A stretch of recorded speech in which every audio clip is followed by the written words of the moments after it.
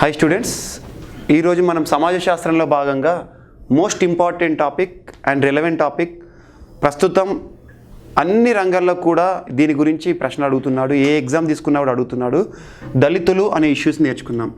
దళితులు మనకు సమాజ శాస్త్రంలో దళితులకు సంబంధించి అంశాలని ప్రతి యూనిట్లో ఇచ్చాడు. 5 యూనిట్లు ఏవైతే ఉన్నాయో మొదటి యూనిట్లో ఇచ్చారు, దళితులను మెన్షన్ చేశాడు. రెండవ యూనిట్లో ఇచ్చాడు, దళితుల సమస్యలు అన్నాడు, దళితుల ఉద్యమాలు అన్నాడు, దళితుల రాజ్యాంగ రక్షణ అన్నాడు, దళితులకి ప్రభుత్వం కేటాయించిన పథకాలు అన్నాడు.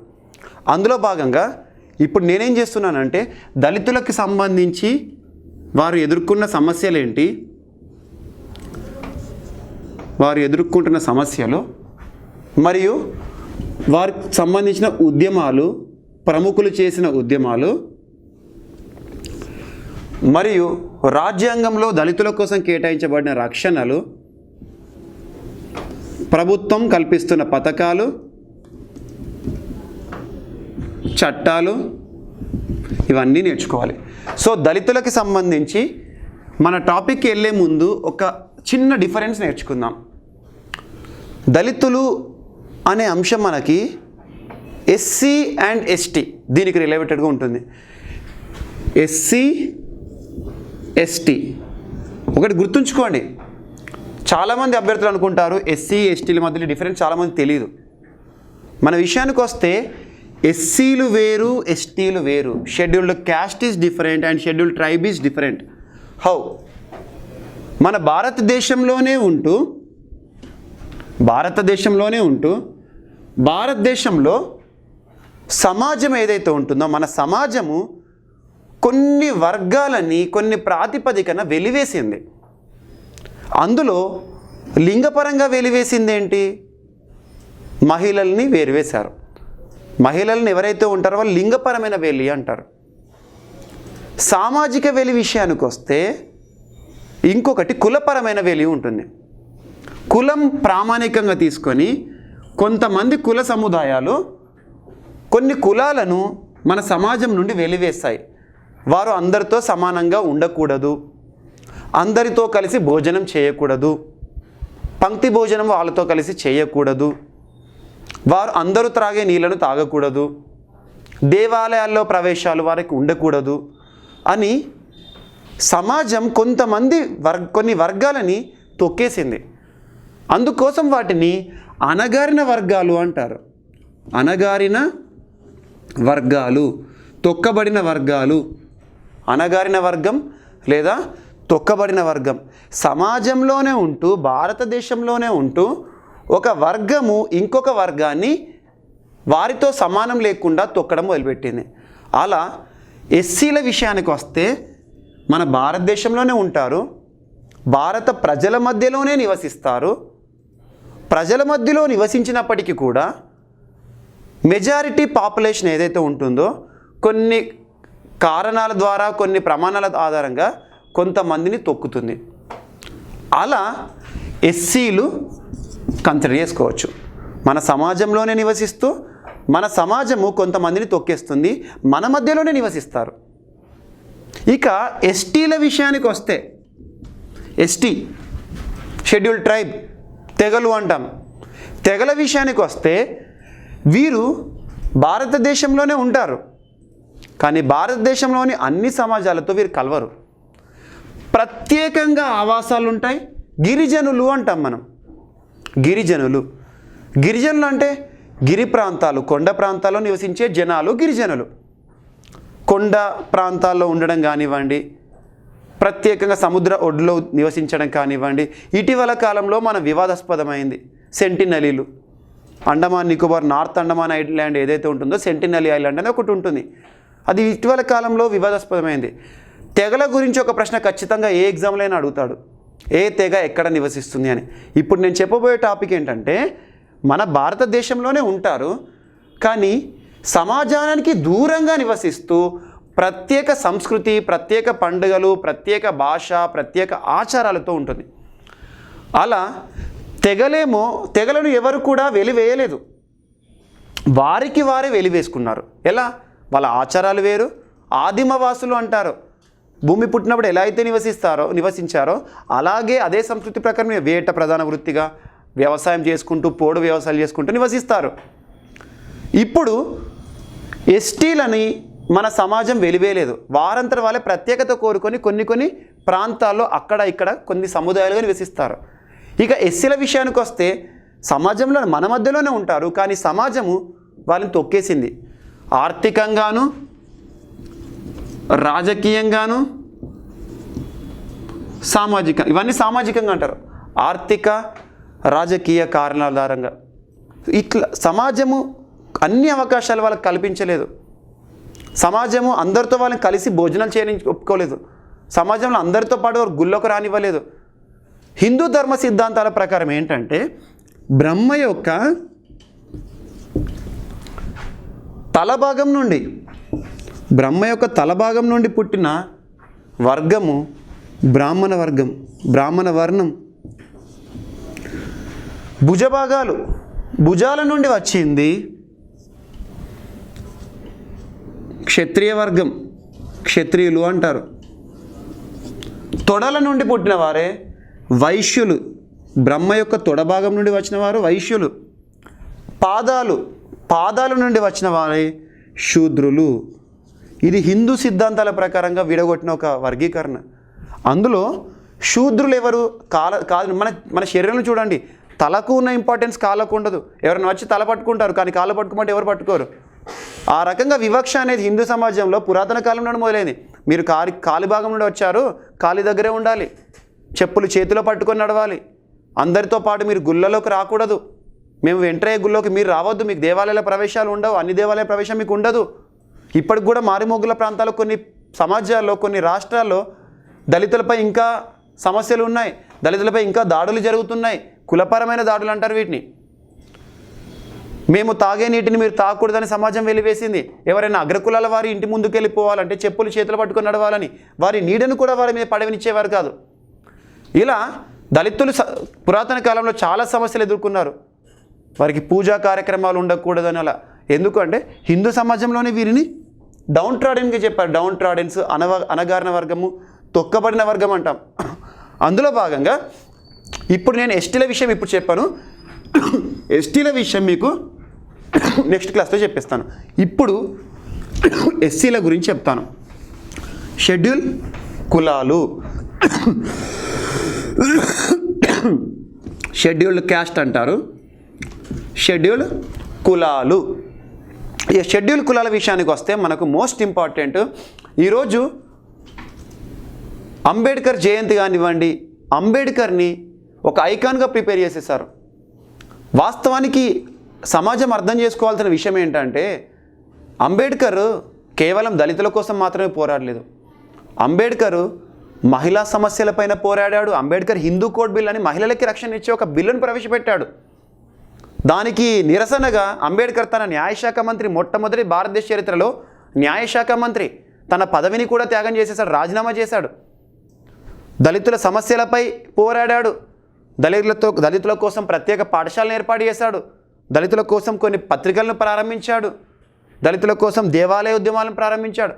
అలా అంబేద్కర్తో మొదలు పెడతాను. అంబేద్కర్ విషయానికి వస్తే దళిత ఉద్యమాల్లో మోస్ట్ ఇంపార్టెంట్, దళిత ఉద్యమాలకే పితామహుడు అనొచ్చు మనం. దళితుల విషయానికి వస్తే అంబేద్కర్ పాత్ర ఏ రకంగా ఉంటుందని మీకు ఏ ఎగ్జామ్లో అడగవచ్చు. అంబేద్కర్ దళిత ఉద్యమాలు ఏంటి అని అడుగుతాడు, మెయిన్స్లో అడగవచ్చు, ప్రిలిమ్స్లో అడగవచ్చు. అంబేద్కర్ మహారాష్ట్రలోని మహర్ అనే కుటుంబంలో పుట్టాడు. మహర్ కుటుంబంలో పుట్టిన అంబేద్కర్, మహర్ అనే ఒక కులము డౌన్ ట్రాడెన్ దళిత కుటుంబాలకు సంబంధించింది. మహర్ కుటుంబంలో పుట్టిన అంబేద్కర్ చాలా వివక్షలను ఎదుర్కొన్నాడు తన జీవితంలో. చిన్నతనం నుండే తను ఎదుర్కొన్న సమస్యలు తను ఒక అద్భుతమైన వ్యక్తిగా చెక్కినాయి తర్వాత కాలంలో. అంబేద్కర్ విషయానికి వస్తే మహర్ కుటుంబం నుండి జన్మించిన అంబేద్కర్ మహర్ కుటుంబంలోనే మొట్టమొదటి గ్రాడ్యుయేట్, డిగ్రీ పట్టాదారు, గ్రాడ్యుయేట్ చదువుకున్నాడు. చదువుకొని తను ఎదుర్కొన్న సమస్యలు ఏవైతే ఉన్నాయో ఆ సమస్యలపైన పోరాటం చేశాడు. 1919 సంవత్సరంలో దళితుల హక్కులపై ప్రస్తావించిన మొట్టమొదటి వ్యక్తి భారతదేశ చరిత్రలో అంబేద్కర్. దళితుల సమస్యలపై ప్రశ్నించి దళితుల సమస్యలపై మాట్లాడిన మొట్టమొదటి అద్భుతమైన వ్యక్తి అంబేద్కర్. ఈ సమస్యలన్నీ కూడా ప్రజలకు తెలియాలి, ప్రభుత్వాలకు తెలియాలి, అందరికీ అవగాహన కల్పించాలి, అవేర్నెస్ క్రియేట్ చేయాలి అనే ఉద్దేశంతో అంబేద్కర్ ఒక పత్రికను ప్రారంభించాడు. మూక్ నాయక్ లేదా మూకా నాయక్ అంటారు. మూక్ నాయక్ పత్రిక అంబేద్కర్ ప్రారంభించిన ఒక అద్భుతమైన పత్రిక. ఆ పత్రికలో దళిత హక్కుల గురించి ప్రస్తావించాడు. దళితులకు ఎలాంటి హక్కులు కావాలి, దళితులను ఏ రకంగా తొక్కుతున్నారు, ఎలాంటి సమస్యలు ఎదుర్కొంటున్నాడు, ఆ సమస్యలను ఎలా పరిష్కరించాలి, ఇవన్నీ కూడా అంబేద్కర్ మూక్ నాయక్ పత్రిక ద్వారా చేశారు. అంబేద్కర్ మూక్ నాయక్ పత్రికతో పాటు చాలా పత్రికలు నడిపాడు. మీకు ఏదైనా అడగచ్చు పత్రిక. మూక్ నాయక్, ప్రబుద్ధ భారత్,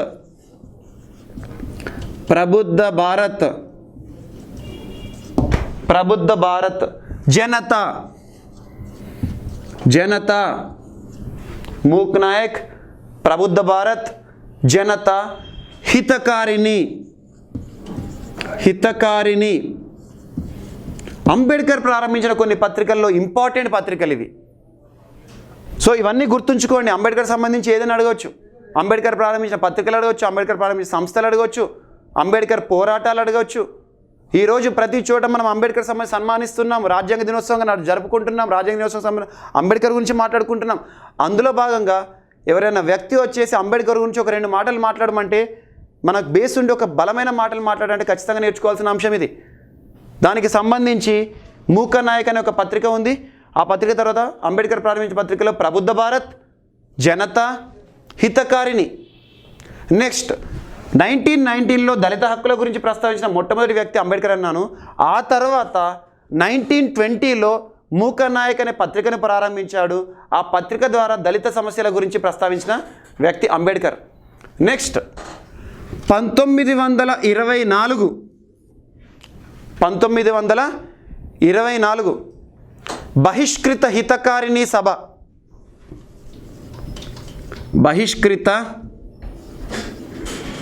హితకారిణి సభ అనే ఒక సభను ప్రారంభించి ఆ సభ ఆధారంగానే ఈ సభకి ప్రతినిధిగా 1928వ సంవత్సరంలో సైమన్ కమిషన్ అనే ఒక కమిషన్ని భారత రాజ్యాంగం కోసం బ్రిటిష్ ప్రభుత్వం నియమించింది. సైమన్ కమిషన్ 1928లో సైమన్ కమిషన్ రాజ్యాంగ రక్షణ గురించి, రాజ్యాంగం గురించి వేయబడే ఒక కమిషన్, బ్రిటిష్ ప్రభుత్వ కమిషన్. ఆ సైమన్ కమిషన్కి కూడా అంబేద్కర్ ఈ బహిష్కృత హితకారిణి సభ దాని ఆధ్వర్యంలో ప్రతినిధిగా దళిత హక్కులపై ప్రస్తావించాడు 1928లో. ఇక్కడ ఇంకొక ఇంపార్టెంట్, దీనికి సంబంధం లేదు, బట్ అంబేద్కర్ ఇంకా ప్రారంభించిన కొన్ని సభలు. బహిష్కృత హితకారిణి సభ, హూవర్ శూద్రాస్ అన్నాడు. అంబేద్కర్ రచించిన పుస్తకాలు ఇవి. హూవర్ శూద్రాస్, స్టేట్ అండ్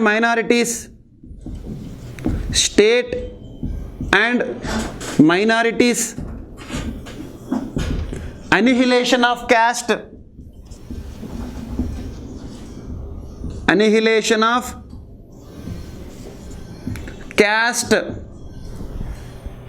అలా చాలా ఉన్నాయి. అంబేద్కర్ పత్రికలు నడిపాడు, పుస్తకాలు రాశాడు. దళితుల సమస్యలపైన ఏ అవకాశాన్నైనా కూడా వాడుకొని దళితుల్లో చైతన్యాన్ని రగిలించాడు, దళితుల హక్కులను కాపాడాడు, దళితుల పితామహుడయ్యాడు. దానికి సంబంధించి 1924లో ఏర్పాటు చేసిన బహిష్కృత హితకారిణి సభ అనే ఒక ప్రతినిధి నుండిగా 1928లో సైమన్ కమిషన్కి కూడా అంబేద్కర్ దళితుల సమస్యలపై పోరాడాడు, దళితుల సమస్య చెప్పాడు, దళితుల హక్కుల కోసము ప్రత్యేక జాయింట్ ఎలక్షన్ అనే ఒక విధానాన్ని గురించి మాట్లాడాడు. నెక్స్ట్ అంబేద్కర్ 1931లో రెండవ రౌండ్ టేబుల్ సమావేశం జరుగుతున్న సమయం 1931. భారతదేశ చరిత్రలో 3 రౌండ్ టేబుల్ సమావేశాలు జరిగినాయి. 3 రౌండ్ టేబుల్ సమావేశాలకు సంబంధించి మోస్ట్ ఇంపార్టెంట్, 3ంటికి కూడా అటెండ్ అయిన వ్యక్తి అంబేద్కర్.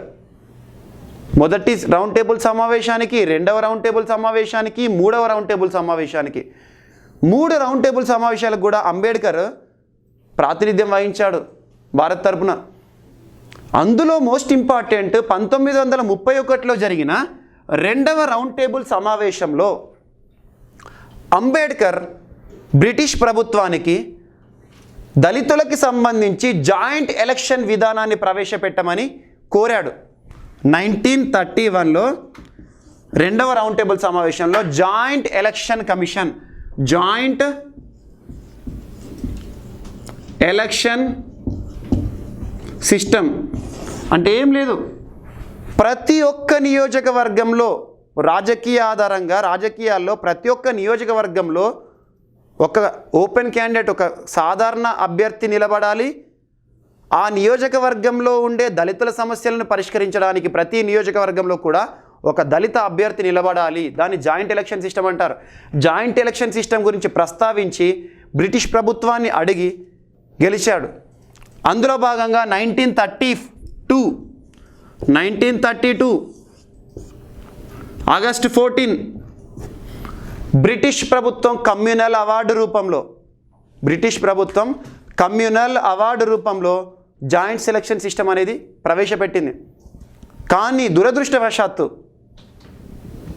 గాంధీజీ పూణేలోని ఎరవాడ జైలులో, మోస్ట్ ఇంపార్టెంట్, పూణేలోని ఎరవాడ జైలులో ఈ నిర్ణయాన్ని తప్పు చేసేసుకొని, ఈ నిర్ణయం తప్పు. గాంధీజీ అన్న అభిప్రాయం ఏంటంటే హిందూ సమాజంలో ఉన్న దళితులని జాయింట్ ఎలక్షన్ సిస్టమ్ ద్వారా విడగొడితే రానున్న కాలంలో 2 వర్గాలుగా విడిపోతుంది, దళితులది ఇంకొక వర్గంగా మిగిలిపోతుంది, హిందువుల నుండి వేరైపోవద్దు, ఒక మతంలో 2 ఉండకూడదు అని చెప్పేసి తన అభిప్రాయాలు తనకున్నాయి.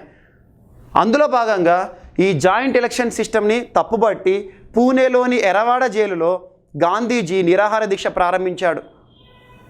ఆ నిరాహార దీక్ష కారణంగా గాంధీజీ ఆరోగ్యం క్షీణిస్తున్న సమయంలో అంబేద్కర్ గాంధీజీతో ఒక ఒప్పందం చేసుకున్నాడు. దీనికి మద్దతు ఇవ్వండి, మీరు దీక్ష విరమించండి అంటే గాంధీజీ వినలేదు. దానికి ఇక అంబేద్కరే దిగొచ్చి ఈ సిద్ధాంతాన్ని వెనక్కి తీసుకున్నాడు. 1932 ఆగస్టు 14 కమ్యూనల్ అవార్డ్, పూణేలోని ఎరవాడ జైలులో గాంధీజీ నిరాహార దీక్ష, ఆ తర్వాత జరిగిన పూనా ఒప్పందము. గాంధీజీకి పూనా ఒప్పందము ఎవరెవరి మధ్యలో జరిగింది అంటాడు, గాంధీజీకి అంబేద్కర్కి మధ్యలో జరిగింది. ఇవన్నీ కూడా జీవితంలో ఇంపార్టెంట్, అంబేద్కర్ జీవితంలో జరిగిన ఒక ముఖ్య ఘట్టాలు. అంబేద్కర్ నమ్మింది ఏంటంటే హిందూ మతం సృష్టించిన ఒక ఉత్పత్తే దళిత సామాజికం, దళిత సమస్యలు హిందూ మతం నుండి పుట్టింది. రాజకీయంగా దళితులని అగ్రస్థానంలో నిలిపిస్తేనే ఈ యొక్క వివక్షలు అంతరించిపోతాయి అని ఆకాంక్షించిన వ్యక్తి ఈ స్టెప్ ద్వారా వెనుకడుగు వేశాడు. కానీ 1936లో 1936లో ఒక రాజకీయ పార్టీని ప్రారంభించాడు, independent labour party. 1936 independent labour party.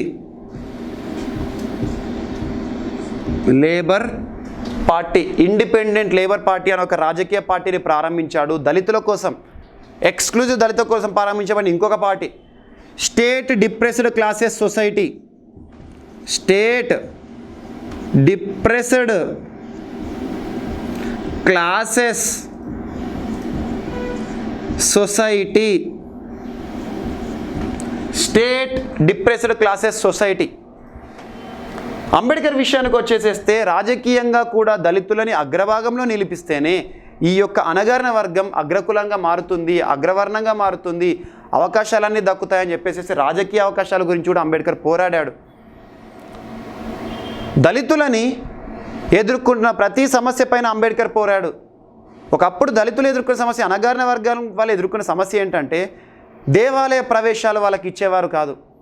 దేవాలయాల్లో దళితులు ఎంటర్ కాకూడదు, దేవాలయాల్లో పూజలు చేయకూడదు అని చెప్పేసి ఆ ఆంక్షలను విభేదిస్తూ 1927వ సంవత్సరం 1927 మోస్ట్ ఇంపార్టెంట్ ఇయర్, 1927వ సంవత్సరంలో బొంబాయి పట్టణ సమీపంలో ఒక చెరువు ఉంటుంది,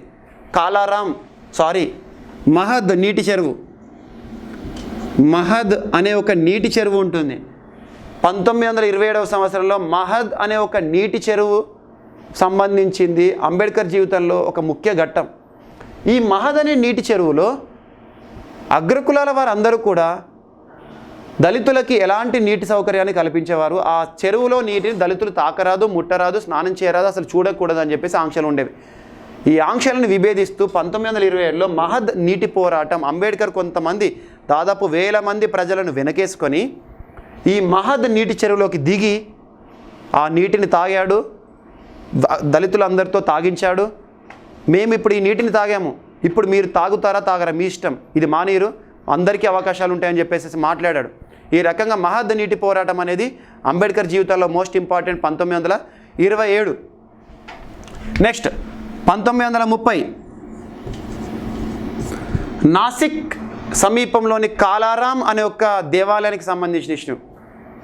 దళితులు ఎదుర్కొంటున్న ఇంకొక సమస్య ఏంటంటే దేవాలయాల్లో వాళ్ళకి ప్రవేశం ఉండకూడదు, దేవుణ్ణి పూజ చేయకూడదు అని చెప్పేసి దాన్ని విభేదిస్తూ అంబేద్కర్ 1930వ సంవత్సరంలో నాసిక్ సమీపంలోని కాలారాం అనే ఒక గుడిలోకి దాదాపు 15,000 మంది ప్రజలు దళితులతో వెళ్ళి దేవాలయం లోపలికి వెళ్ళి గర్భగుడికి వెళ్ళి దర్శనం చేసేసుకొని బయటకు వచ్చాడు.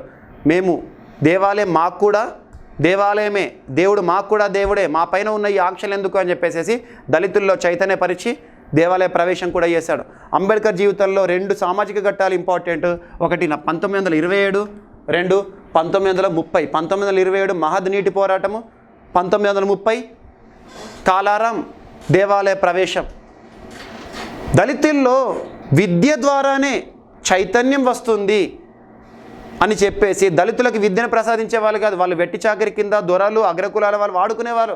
నువ్వు చదువుకోకూడదు, ఇంట్లో పని చేయాలి, అలా పనివర్గంగా దళితులు మారారు. అగ్రకులాల వాళ్ళు ఉన్న స్థాయిలోకి వెళ్ళారు. విద్యని ప్రసాదిస్తేనే దళితుల్లో ఉన్న ఈ వివక్ష అనేది అంతమొందుతోంది. విద్య ద్వారానే ప్రతి ఒక్కరికి స్వాతంత్రం వస్తుంది, విద్య ద్వారానే ప్రతి ఒక్క వ్యక్తికి అగ్రంగా మారుతాడు అని చెప్పేసి విద్యనే ప్రామాణికంగా తీసుకొని 1945వ సంవత్సరం 1945వ సంవత్సరంలో అంబేద్కర్ కొన్ని పాఠశాలలను ఏర్పాటు చేశాడు. PES అంటారు, పీపుల్స్ ఎడ్యుకేషన్ సొసైటీ.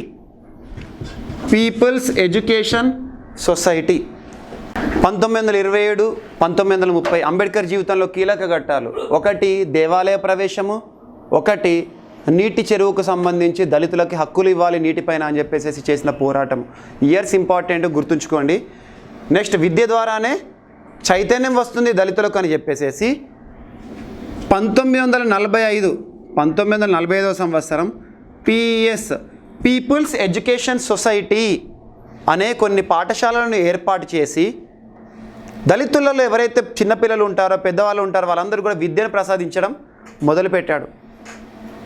మళ్ళీ మోస్ట్ ఇంపార్టెంట్, అంబేద్కర్ ఈ సంవత్సరంలోనే సెప్టెంబర్ నెలలో 1945, 1944, 1945 సెప్టెంబర్లో సికింద్రాబాద్, హైదరాబాద్ పర్యటన కూడా అంబేద్కర్ వచ్చాడు. ఇయర్స్ జస్ట్ ఈ ఇయర్ని లింక్ చేస్తున్నాను అంతే. మనకు కావాల్సింది ఈ సమాజశాస్త్రంలో 1945 year important. People's education society అనే విద్యా సంస్థలను ఏర్పాటు చేసి దళితులకి విద్య ప్రసాదించాడు అంబేద్కర్. ఆ తర్వాత 1945 తర్వాత కాలంలో రాజ్యాంగ సభ ఏదైతే ఉందో రాజ్యాంగ పరిషత్ 1946 డిసెంబర్ 10 నుండి డిసెంబర్ 9వ తేదీ నుండి ప్రారంభమైంది. 1946 డిసెంబర్ 9 నుండి ప్రారంభమైన రాజ్యాంగ సభలో అన్నింటికంటే కీలకమైన ఒక కమిటీ రాజ్యాంగ ముసాయిదా కమిటీ. రాజ్యాంగ ముసాయిదా కమిటీ అధ్యక్షుడు అంబేద్కర్. ఈరోజు రాజ్యాంగం ఎవరు రచించారని ఎవరిని అడిగితే అంబేద్కర్ అంటారు.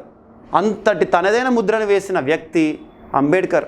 రాజ్యాంగంలోని అన్నిటికంటే కీలకమైన కమిటీ డ్రాఫ్టింగ్ కమిటీ, ముసాయిదా కమిటీకి అధ్యక్షుడిగా అంబేద్కర్ ఎంపికయ్యారు.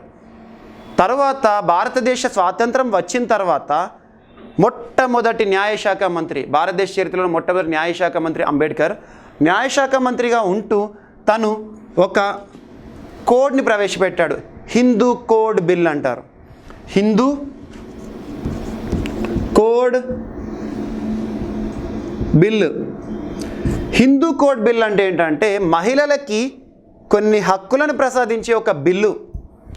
అలాంటి మహిళా హక్కులకు సంబంధించిన బిల్లుని సొంత పార్టీ నేతలు మరియు కాంగ్రెస్ పార్టీ నేతలు ఎవరైతే ఉన్నారో తన సహచరులు సపోర్ట్ చేయలేదు, మద్దతు ఇవ్వలేదు.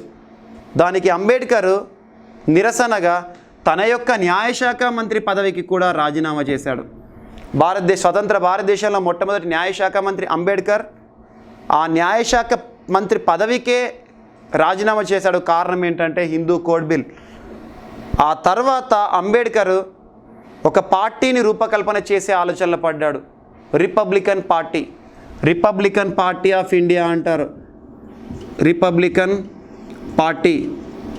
దీనికోసం విధి విధానాలను, నియమాలను, నిబంధనలు అన్నీ రచించాడు.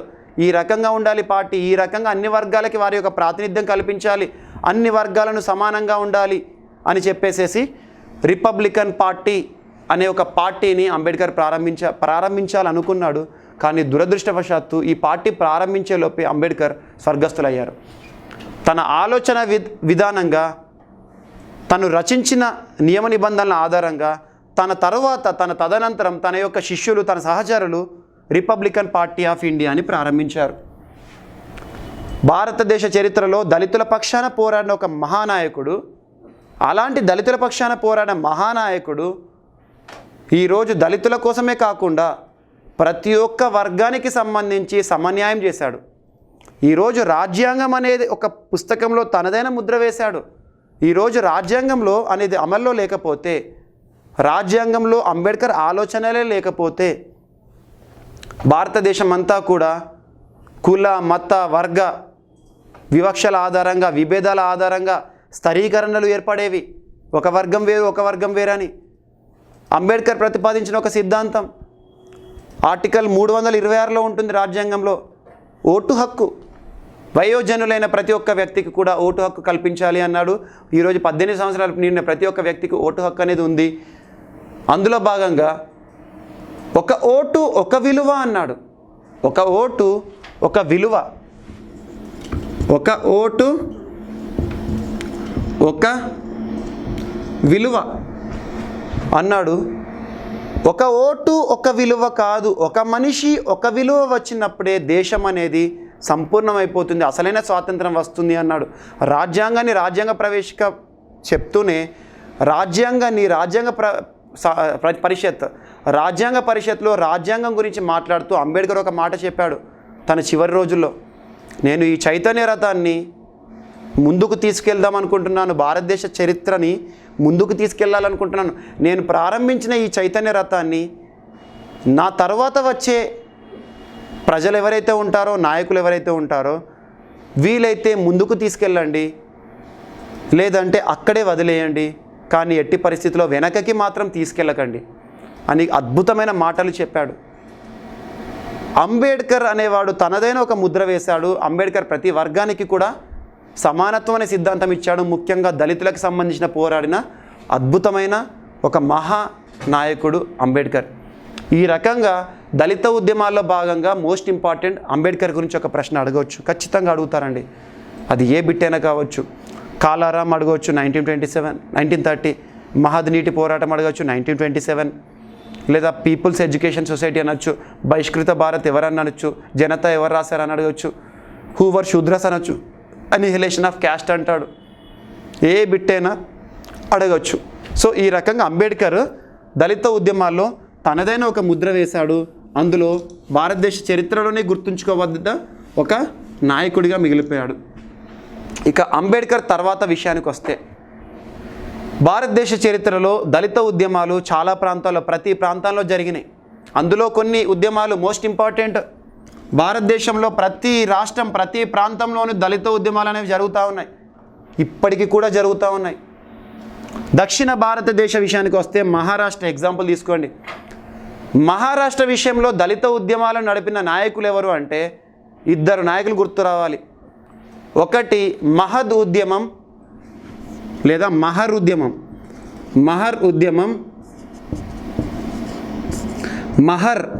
మహర్ వేరు, మహద్ వేరు. మహద్ చెరువు, మహర్ ఉద్యమం. మహర్ ఉద్యమాన్ని నడిపిన నాయకుడు గోపాల్ బాబా వాలంగేకర్. గోపాల్ బాబా వాలంగేకర్. నెక్స్ట్ అదే మహారాష్ట్ర రాష్ట్రం నుండి ఇంకొక నాయకుడు, అద్భుతమైన నాయకుడు జ్యోతిబా పూలే, మహాత్మా జ్యోతిబా పూలే అంటాం. మహాత్మా జ్యోతిబా పూలే దళితుల కోసం అని కాదండి, వెనుకబడిన వర్గాల వారి అందరి కోసం పోరాడాడు. వెనుకబడిన వర్గం అంటే అందులో దళితులు కూడా వస్తారు. మహాత్మా జ్యోతిబా పూలే, అతని భార్య సావిత్రిబాయి పూలే, వీరిద్దరు కూడా దళిత ఉద్యమాలను నడిపారు వెనుకబడిన వర్గాల కోసం. అందులో భాగంగా వీళ్ళు స్థాపించిన ఒక సంస్థ 1874లో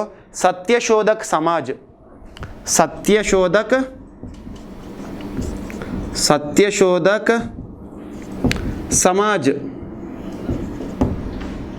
సావిత్రిబాయి పూలే కూడా చిన్నపిల్లలు బాల్య వివాహాలని అరికట్టేసేసి చిన్న పిల్లలకి విద్యను అభ్యసించడం, పాఠశాలను ఏర్పాటు చేయడం, విద్య ద్వారానే చైతన్యం కలుగుతుందని పాఠశాలను ఏర్పాటు చేయడే కార్యక్రమాలు చేశారు వీళ్ళిద్దరు దంపతులు కూడా. ఇదొకటి ఇంపార్టెంట్. మహాత్మా జ్యోతిబా పూలే ఏం చెప్పారంటే హిందూ ధర్మ సిద్ధాంతాలకు వ్యతిరేకంగా పోరాడాడు. హిందూ ధర్మ సిద్ధాంతాలకు మద్దతు పలుకుతున్న కొన్ని సంస్థలు బ్రహ్మ సమాజ్ ఒకటి, ఆర్య సమాజ్ ఒకటి, ఇలాంటి హిందూ మతం అగ్రకులంగా హిందూ మతమే ప్రామాణికంగా ఉన్న కొన్ని సంస్థలని వ్యతిరేకించాడు. ఆ వ్యతిరేకిస్తూ మహాత్మా జ్యోతిబా పూలే వెనుకబడిన వర్గాల కోసం ఉద్యమం చేశాడు. ఇప్పుడు చూడండి, మహారాష్ట్ర నుండి 2 నాయకులు మనకి ఇంపార్టెంట్, 2 సంస్థలు ఇంపార్టెంట్. నెక్స్ట్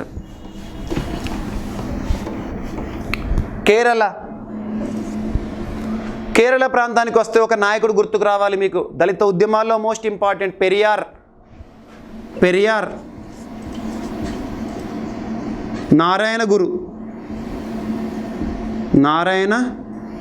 గురు 1902 సంవత్సరంలో ధర్మ పరిపాలనా యాగం అనే ఒక సంస్థను ప్రారంభించాడు. ధర్మ పరిపాలనా యాగం. ఈ పెరియార్ వీళ్ళు ఏం చేశారంటే కేరళ ప్రాంతంలో కొన్ని సమస్యలు ఎదుర్కొంటున్న దళితులు, ఎజవా కులస్తులు, ఎజవా కులానికి సంబంధించి, ఎజవా కులం అనేది కేరళలో అణగారిన వర్గం, తొక్కబడిన వర్గం. ఎజవా కులానికి సంబంధించి ఎజవా కులస్తులు ఎదుర్కొంటున్న దళిత సమస్యలు ఏవైతున్నాయో వాటిని వ్యతిరేకిస్తూ పోరాడిన వారు. అలా కేరళ విషయానికి వస్తే నారాయణ గురు, ఒకే దేవుడు, ఒకే కులం, ఒకే మతం అని చెప్పి ఎజవా కులస్తులు ఎవరైతే ఉన్నారో వాళ్ళకి దళితులు లాగా ట్రీట్ చేసి దేవాలయ ప్రవేశాలు ఇచ్చేవారు కాదు కేరళ ప్రాంతంలో. దానికి నిరసనగా వీరు ఏం చేశారంటే దేవాలయాల్లో పూజారులను ఆ మతస్థులను నియమించారు, ప్రత్యేక దేవాలయం నిర్మించారు, పూజలు కూడా వీరితో చేయించడం మొదలుపెట్టారు. అలా దళితుల్లో చైతన్యం తీసుకొచ్చిన నాయకుడు కేరళ ప్రాంతంలో నారాయణ గురు. నెక్స్ట్ తమిళనాడులో జరిగిన దళిత ఉద్యమం. తమిళనాడు అనగానే మనకు గుర్తు రావాల్సింది ఈవి రామస్వామి నాయకర్. ఈవి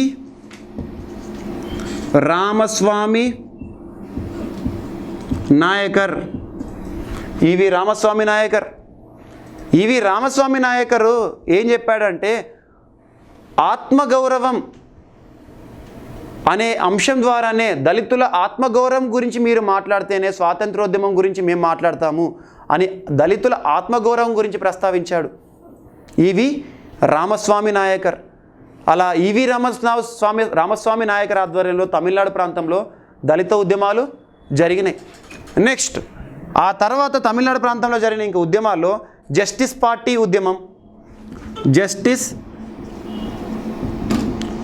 ఉద్యమం తమిళనాడులోనే జరిగింది, దళిత ఉద్యమం. నెక్స్ట్ పర్లీ